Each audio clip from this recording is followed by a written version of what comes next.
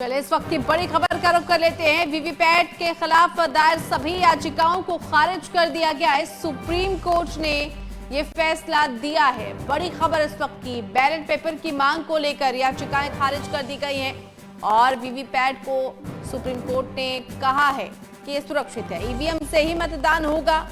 Ballot paper से चुनाव कराए जाने की मांग को लेकर जितनी भी याचिकाएं दायर की गई थी उन सभी को सुप्रीम कोर्ट ने खारिज किया है। मतदान के बाद 45 दिन तक ईवीएम सुरक्षित रहेंगी, सुप्रीम कोर्ट ने अपने फैसले में कहा है। और यह भी कहा है कि जो सिंबल लोडिंग यूनिट है उसे सील किया जाए।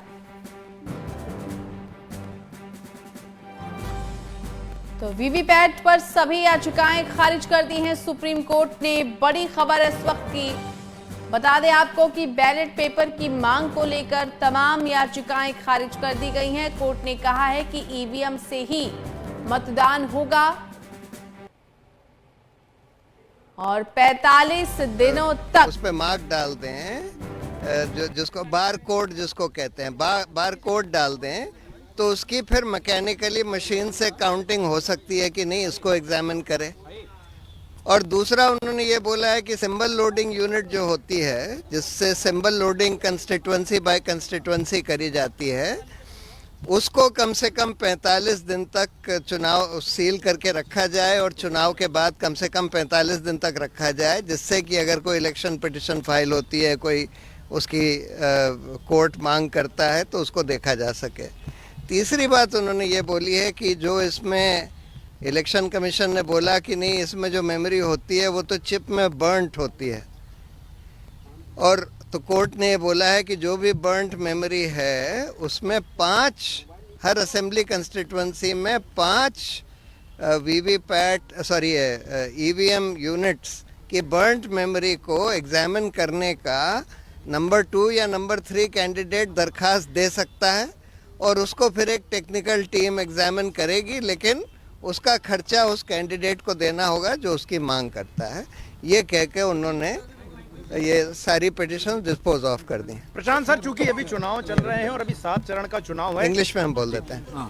सो today the supreme court delivered its judgment on EVM and VVPAT. Our demand was that because the EVMs have a programmable memory and therefore can be manipulated, so in order to avoid public apprehension about the integrity of the EVMs, one of the 3 things could be done. Either you go back to paper ballots, or you give the VVPAT slip in the hands of the voter, which can be put in the ballot box and then counted, or in the alternative, the black glass of the VVPAT machine should be made transparent, or at least the light should remain on for all the time, so that people can see what is happening inside the VVPAT, and also 100% counting of the VVPAT slips.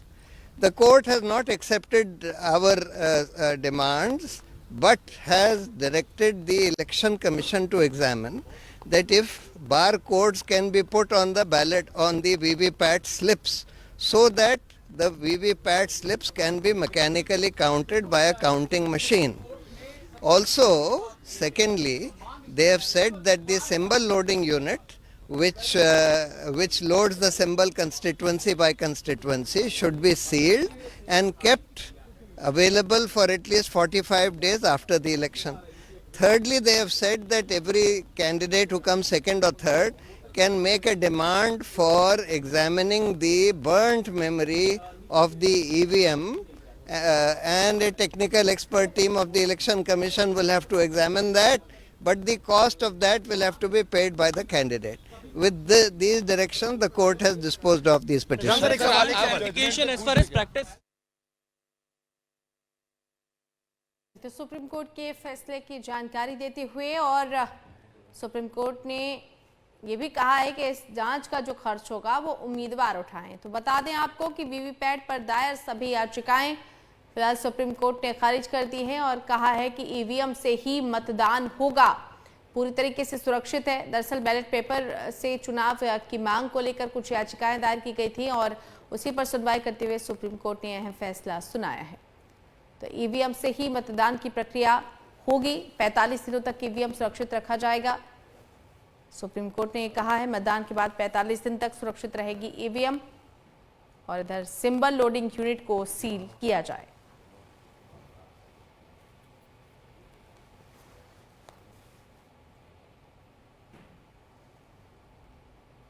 तो लोकसभा चुनाव के मद्देनजर दूसरे चरण का मतदान एक तरफ जहां चल रहा है, वहां सुप्रीम कोर्ट में एक अहम फैसला सामने आया है।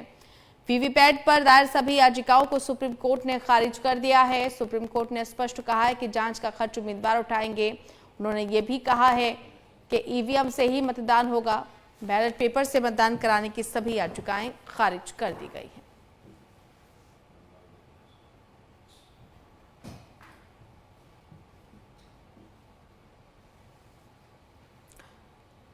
सुप्रीम कोर्ट में इसे लेकर अहम सुनवाई हुई और ये कहा गया है कोर्ट की तरफ से कि 45 दिनों तक ईवीएम सुरक्षित रहेंगी। हालांकि जो सिंबल लोडिंग यूनिट है उसे सील किया जाए, इसका आदेश सुप्रीम कोर्ट की तरफ से दिया गया है। चलिए सीधे रुक कर लेते हैं। संवाददाता नितिन धीमान हमारे साथ जुड़ चुके हैं। नितिन, बहुत महत्वपूर्ण फैसला, सभी याचिकाएं वीवीपैट के खिलाफ जो दायर की गई थी उसे खारिज कर दिया गया है सुप्रीम कोर्ट की तरफ से। देखिए, इलेक्शन कमीशन के लिए राहत की खबर है, क्योंकि पिछले अगर हम कुछ दिनों की बात करें या कुछ सालों की बात करें, ईवीएम पर लगातार सवाल उठाए जा रहे थे और कुछ पार्टियों ने तो पूरा मोर्चा खोल रखा था, चाहे कांग्रेस के उदित राज की बात करें, अन्य की, और ये कहा जा रहा था कि ईवीएम से की जगह बैलेट से मतदान हो। लेकिन एक और वो याचिकाएं तो चलो पहले ही खारिज हो चुकी थी। एक और याचिकाएं थी कि जो वीवीपैट है उसमें जो, क्योंकि जब भी वोट डालते हैं वहां से एक पर्ची निकलती है, थोड़ा सा नजर आता है, फिर वो बक्से में चली जाती है।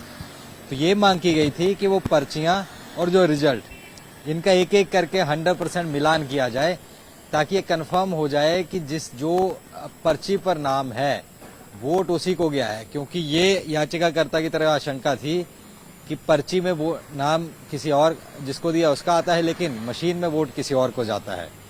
लेकिन ये इस तमाम याचिकाएं खारिज कर दी है। दो बातें जरूर ये कही गई इलेक्शन कमीशन को। एक कहा गया है कि जो भी मशीन है उनका डाटा 45 दिन के लिए स्टोर रखा जाए, यानी आज अगर चुनाव हुए हैं तो रिजल्ट आने के 45 दिन बाद तक वो डाटा रखा जाए, और उसमें अगर किसी को रिकाउंटिंग करानी है तो वो 7 दिन के भीतर करा सकता है, और अगर माइक्रो लेवल पर करानी है तो इंजीनियर करेंगे, और उसका जो खर्च होगा वो जिसने जो करवा रहा है उम्मीदवार वो करेगा, ये कहा गया था। और क्योंकि इससे पहले जो पिछली सुनवाई थी, जब ऑर्डर रिजर्व रखा था सुप्रीम कोर्ट ने, तब सुप्रीम कोर्ट की तरफ से ये कहा गया था कि हम इंटरफेयर नहीं कर सकते इलेक्शन कमीशन या किसी भी संस्था के कार्य में। कुछ संदेह थे, कुछ 4 सवालों के जवाब मांगे गए थे इलेक्शन कमीशन की तरफ से, उस पर जरूर जवाब मांगा गया था। वो 4 सवाल थे कि कंट्रोल यूनिट या वीवीपैट में क्या माइक्रो कंट्रोलर स्थापित है, दूसरा था माइक्रो कंट्रोलर क्या एक ही प्रोग्राम करने योग्य है, तीसरा ईवीएम में सिंगल लोडिंग यूनिट्स कितने उपलब्ध हैं, और चौथा था चुनाव याचिकाओं की सीमा 30 दिन है, इसलिए ईवीएम में डाटा 45 दिनों तक संग्रहित किया जाता है। तो इनके जवाब इलेक्शन कमीशन ने सारे दे दिए थे। उसके बाद उन जवाबों को सुनने के बाद कोर्ट ने कहा था कि हमारे संदेह जो थे वो इलेक्शन कमीशन ने दूर कर दिए हैं, तो लिहाजा अब ये कोर्ट ने ऑर्डर पारित किया है। तो अब एक बात तो साफ हो गई है, वीवीपैट का मिलान नहीं होगा। इससे पहले जब सुनवाई थी तब कोर्ट ने कहा था कि देश में 97 करोड़ मतदाता हैं, तो अब 97 करोड़ पर्चियों को मशीन से मिलाना कोई आसान काम तो है नहीं। दूसरी बात ये कही गई थी कि कोर्ट ने कहा था कि उन्हें याद है जब बैलेट बॉक्स से चुनाव होते थे तो किस तरीके की चीजें होती थी, धांधलियां जो होती, धांधली की तरफ इशारा किया था। वो भी कोर्ट ने कहा कि हमने वो वक्त देखा है। जो याचिका करते हैं उन्होंने यूरोप का हवाला दिया था कि यूरोप में बैलेट बॉक्स से, बैलेट पेपर से चुनाव होते हैं, वीवीपैट का मिलान होता है। तब कोर्ट ने कहा था कि आप यूरोप की जनसंख्या और भारत की जनसंख्या से कंपेयर नहीं कर सकते, और वहां की जनसंख्या और भारत की जनसंख्या में बहुत फर्क है। तो ऐसे में ये कहा गया था और उसके बाद ये फैसला रिजर्व कर लिया था। तो फिलहाल ये आज ये बड़ी राहत इलेक्शन कमीशन को यहाँ नजर आती हुई दिखी है, और अब फिलहाल वीवीपैट का मिलान नहीं होगा। चलिए, बहुत धन्यवाद नितिन, नजर बनाए रखिएगा, अपडेट्स लेंगे। तो संवाददाता नितिन धीमान ये जानकारी दे रहे थे। वीवीपैट पर सभी याचिकाएं खारिज कर दी गई हैं और सुप्रीम कोर्ट ने कहा है कंट्रोल यूनिट और वीवीपैट चेक की जाएंगी, लेकिन जिस तरीके से बैलेट पेपर से चुनाव कराने की मांग की गई थी वो सभी याचिकाएं खारिज कर दी गई हैं।